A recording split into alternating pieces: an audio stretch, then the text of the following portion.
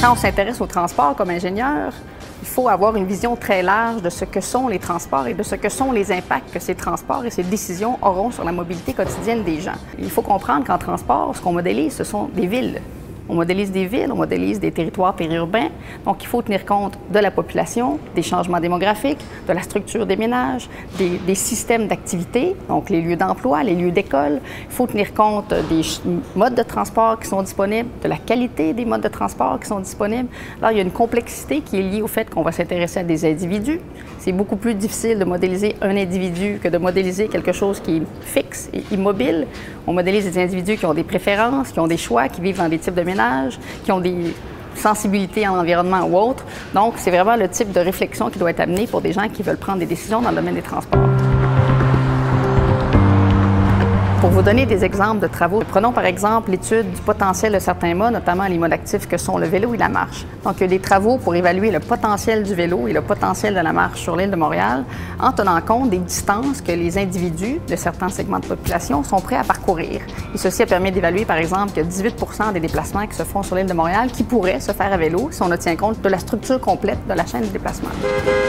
Un autre exemple a été de doter la STM d'outils pour comparer les niveaux d'accessibilité suite à la modification des réseaux de transport. Il y a eu une modification de l'offre de nuit pour la STM et on a produit différentes cartes qui permettent de témoigner de l'évolution des niveaux d'accessibilité avant et après la modification du réseau. Par ailleurs, on est aussi dans un monde où il y a plusieurs technologies qui sont disponibles. On pense aux données de carte à puce. Quand vous faites des transactions dans le métro ou dans les autobus, ça crée des bases de données qui permettent de comprendre l'utilisation des réseaux de transport en commun. Quand on pense aux réservations qui sont faites sur les systèmes de covoiturage, d'autopartage, des taxis, ça crée des sources d'informations qui permettent de comprendre l'utilisation de ces modes de transport et c'est quelque chose qui est tout à fait nouveau. Donc, il y a différents types d'outils qui sont développés dans le cadre des travaux de recherche de la chaire. Il y a des outils, par exemple, de collecte de données. On a développé une interface web qui permet de faire de la collecte de données, qui a d'ailleurs été utilisée à Polytechnique à 2 reprises et qui sont actuellement utilisés pour produire le diagnostic dans le cadre du développement d'un plan de mobilité durable. Donc, ça, c'est un exemple d'outils.